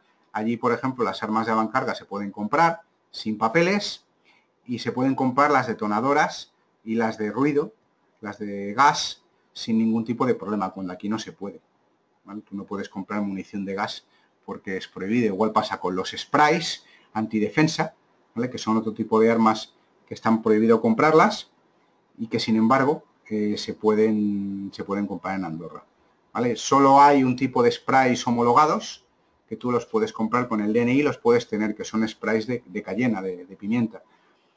Pero hay otros de gases lacrimógenos muy fuertes que aquí en España no los hay y sin embargo en Andorra los puedes comprar y valen 4 duros. Bueno, luego tenemos el siguiente apartado del reglamento de armas, del uso de las armas por la finalidad de uso o por la finalidad o por el empleo. Entonces, claro, hay que definir lo que se entiende por arma de guerra. Entonces, el reglamento de armas, a ver, más que nada hay que definirlo porque cuando a ti te llegan al laboratorio y una persona la han condenado por tenencia ilícita de este tipo de armas, si es un arma de guerra, son 5 años más de cárcel. Entonces, claro, no es lo mismo que te condenen a 2, que no vas, bueno, se puede hacer un pacto y no se va, o te condenen a 8. No es lo mismo que tengas 5 cartuchos o que tengas 500 cartuchos de munición de guerra, ¿vale? Porque no se pueden tener. Todo eso influye. Entonces, claro, hay que entender qué se entiende por arma de guerra. Entonces, arma de guerra, ¿vale? Quedando, en consecuencia, prohibida su adquisición, tenencia y uso por particular, es decir, el reglamento de arma ya te lo está diciendo. No puedes comprarlas, no puedes tenerlas y no puedes usarlas. No puedes tenerlas nada. Armas de fuego o sistemas de armas de calibre igual o superior a 20 milímetros. Armas de fuego o sistemas de fuego de calibre inferior a 20 milímetros, cuyos calibres sean considerados por el Ministerio de Defensa como de guerra, es decir, que tienen que estar en una lista. Armas de fuego automáticas no se pueden tener. O sea, sí puedes tener una réplica de un arma larga de calibre 22 de fuego semiautomático, ¿vale? Que se parezca al Kalashnikov, pero no puedes tener un Kalashnikov, ¿vale? Municiones para las armas indicadas en los apartados A y B. O sea, no puedes tener munición de guerra. Conjuntos, subconjuntos y piezas fundamentales de las armas y municiones indicadas en los apartados A y D. ¿Qué quiere decir? Pues que las piezas que puedan comprarse, sobre todo en el mercado americano por correo, y que tú las coges y las pones en el arma y haces que de mecanismos semiautomáticos pase a mecanismo automático, no se pueden tener. No puedes tener bombas de aviación, misiles, cohetes, torpedos, minas, granadas. Y me diré, joder, ¿y quién tiene esto? Bueno, pues hay coleccionistas que lo tienen. El año pasado, aquí en Cataluña, se hizo un decomiso en una masía donde había una persona que coleccionaba bombas. Y tenía 300 bombas de la Guerra Civil. Claro, el problema es que estaban con trilita, pues de hace, pues eso, 70 años. Y que la trilita con el tiempo se descompone en nitroglicerina. Y puede estallar por contacto o por calor, porque supuraba. Entonces, claro, tenían este tipo de cosas. Tenían minas, tenía granadas de la Segunda Guerra Mundial, ¿vale? Las típicas películas de los americanos. Tenía minas de Vietnam. O sea, bueno, se había hecho con un arsenal absolutamente terrible. Y luego, se considera arma de guerra y ya el Ministerio de Defensa se cubre en salud. Las no incluidas en los apartados anteriores y que se consideren como de guerra por el Ministerio de Defensa. Es decir, tú llegas y dices, ¿este arma es de guerra? El Ministerio de Defensa te dice, pues mira, sí. ¿Por qué? Pues porque quiero. Y ya está. Y lo pone aquí, corresponde al Gobierno y a propuesta conjunta de los Ministerios de Defensa e Interior determinar las armas comprendidas como armas de guerra. E incluso hay armas de guerra que hace tiempo eran de guerra y actualmente las han pasado a armas de caza. ¿Vale? Entonces, aquí tenéis, ¿vale? Hay distintas también órdenes ministeriales y distintos reglamentos y distintos anexos donde viene también una lista de armas que no puedas tener. ¿Vale? Por ejemplo, aquí tenéis armas automáticas de calibre 20, aquí armas de ametralladora, no puedes tener munición ni fusiles de este tipo, no puedes tener cañones y calibres, y me diréis, bueno, ¿y quién tiene un cañón superior a 20 milímetros? Pues los americanos, por ejemplo. Yo en Estados Unidos cuando fui, conocí a un par de personas, uno que coleccionaba carros de combate en el jardín de su casa y tenía los permisos adecuados incluso para sacarlos en fines de semana en determinadas vías, ¿vale? Y otro que coleccionaba artillería de campaña. Y tenía artillería de campaña rusa de la Primera Guerra Mundial, de la Segunda Guerra Mundial. A ver, algo que aquí es inconcebible, bueno, pues allí se puede tener. Armas deportivas, pues armas de caza, armas de precisión, que ya hemos visto, armas de plato, que también hemos visto, armas de defensa. Y bueno, con esto yo doy por acabado el seminario. Espero que os haya gustado, espero que hayáis disfrutado. Lo he tenido que dar por encima porque no me quedaba más remedio, pero bueno, se puede hacer uno más largo si os ha gustado, podéis proponer material que queráis y yo doy paso ya a Alberto, si está por aquí, para que se despida. Y ya está. Vale, como veis, está el loro de Alberto, pero no está Alberto. Así que, bueno, yo doy por finalizado. Si tenéis preguntas, en el chat de preguntas me lo podéis, me podéis avanzar lo que queráis. Yo lo tengo abierto. Y yo os contesto amablemente. ¿Vale? Me espero 5 minutos.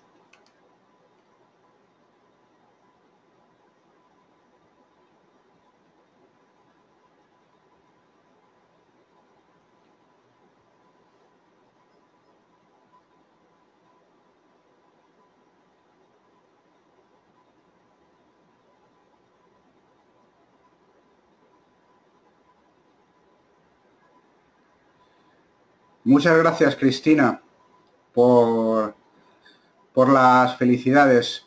Si queréis, para ir haciendo tiempo y que le dé tiempo a Alberto a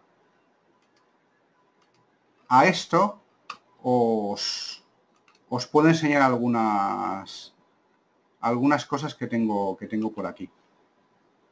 Fijaros, tengo, por ejemplo, agrandar, vale. Tengo, por ejemplo, cartuchos de caza, que son los típicos, y todos los cartuchos tienen la misma estructura. Aquí no lleva vaina de metal, sino son vainas de plástico, donde lleva una cápsula, ¿vale? En el centro, con el fulminante, y evidentemente el culote es mucho más gordo.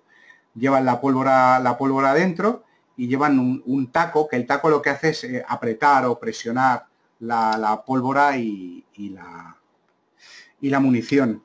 Fijaros, aquí tenemos distintos tipos de cartuchos, ¿vale? Hay cartuchos de caza, que sería este, pero por ejemplo esta munición es una munición policial francesa, que es que esto dispara bolas de acero con una malla para manifestaciones, pero por ejemplo también las hay con pintura.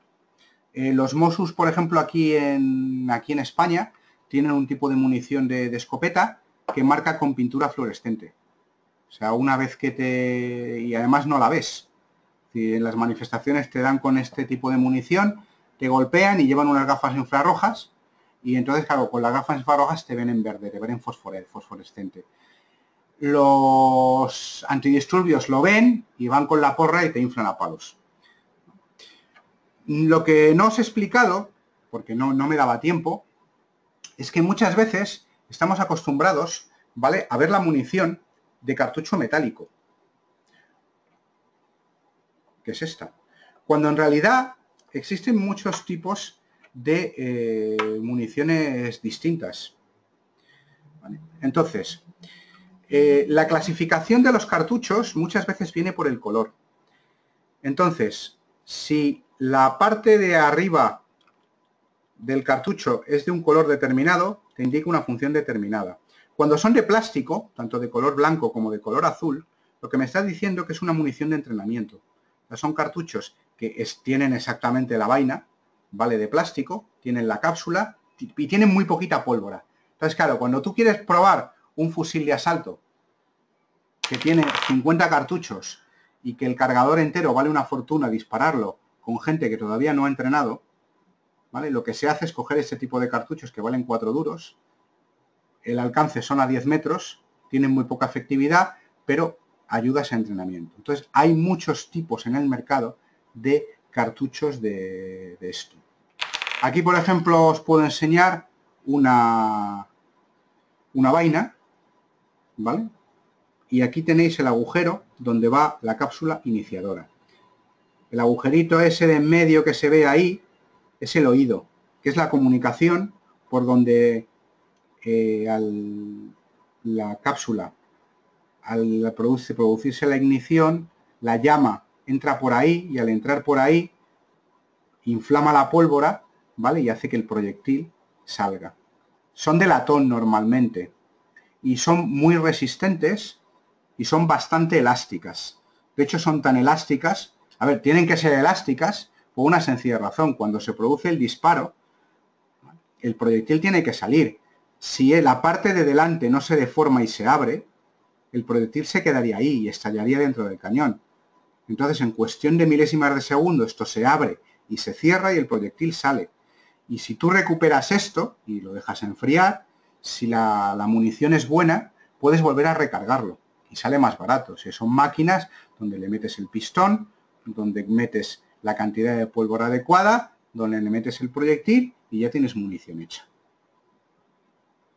Luego no hay ningún tipo de problema. Y otra de las cosas que no había explicado es que normalmente la cabeza del proyectil, ¿vale?, lo que se llama la bala, suele ser de un componente. Es decir, suele ser plomo. Pero en realidad puede ser de varios componentes. Los hay de 2 componentes, de 3 componentes, de 4 componentes, hasta de 5 componentes. Depende de para qué lo quieras. La munición normal es una munición de plomo, ¿vale? Fácilmente, cada vez que toca una superficie dura, se estropea y se fragmenta. Pero claro, tú puedes buscar una munición especial que se fragmente más, que atraviese chalecos antibalas, que atraviese coches, ¿vale? Munición especial, por ejemplo, para aviones, ¿vale? En los casos de secuestros, ahora no hay muchos, pero por ejemplo en los años 70 o en los años 80 había secuestros de aviones y resultaba que necesitabas un tipo de munición especial, porque si utilizabas munición metálica, lo que sucedía es que agujereaba el avión, se despresurizaba y caía todo el mundo y se moría. Entonces, se utiliza munición de goma, una munición especial. ¿Vale? Para los cristales blindados, por ejemplo, de los coches, también se necesita un tipo de munición, dependiendo de si la plancha, por ejemplo, del coche utiliza munición blindada, etcétera. Es decir, es todo un mundo la balística. Dependiendo de para qué quieras, puedes elegir el tipo de munición y puedes elegir el tipo de arma. Y ya para acabar, o sea, cuando se hace el diseño de armas y municiones, primero se cree la gente que hace el diseño del arma y luego de la munición, cuando en realidad primero se diseña el cartucho y luego sobre la base del cartucho se diseña el arma. Y bueno, ahora ya Alberto, que ya estoy viendo que ha vuelto y ya no tenemos que ver al loro, yo me despido. Ahora sí que ya os doy las gracias y os dejo con él. Ha sido un placer teneros y hasta el próximo seminario. Gracias. Bueno, yo no sé si te han hecho consultas, David. Me han dado las gracias. Pero consultas no hay ninguna. No, no he visto ninguna que haya entrado. Si alguna ha entrado y no la he visto y no la he podido contestar, pues me la envíen por el correo electrónico, ¿vale?, que tenéis, o el de Intesa o el de la escuela, se lo pedís a Alberto y yo los contesto sin ningún tipo de problemas. ¿De acuerdo? Perfectamente. ¿Tenéis alguna consulta para realizarme a mí, compañeros?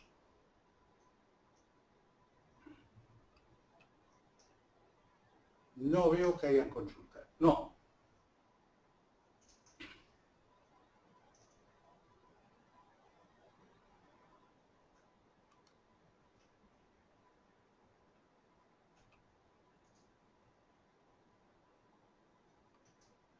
Bueno, pues si no tenéis ninguna consulta que hacerme, os espero para la próxima videoconferencia que vamos a dar. Tened en cuenta que es muy importante la ampliación de conocimientos. Los conocimientos siempre son completos, pero hace falta especializarse en varias temáticas. Las temáticas de balística y armamento es todo un curso, pero bueno, es un curso amplísimo, en el cual sí que se tocan muchas más cosas de lo que podemos dar en un seminario de 2 horas. Estamos hablando de un curso que aproximadamente tiene 800 horas de estudio. Pero lo importante es que conozcáis el reglamento, el diferentes tipos de armas, que os valdrá a todos los aspectos, tanto de seguros como de falsificaciones, de otras especialidades, os valdrá para tener más conocimientos. Los conocimientos, tened en cuenta que tal como la tecnología va adelantando, los conocimientos los tenemos de ampliar siempre. Siempre va por delante la tecnología y más en el mundo actual que no los conocimientos que podemos tener adquiridos después de muchos años de estudio y de mucha experiencia. Compañeros, hasta la próxima. Gracias.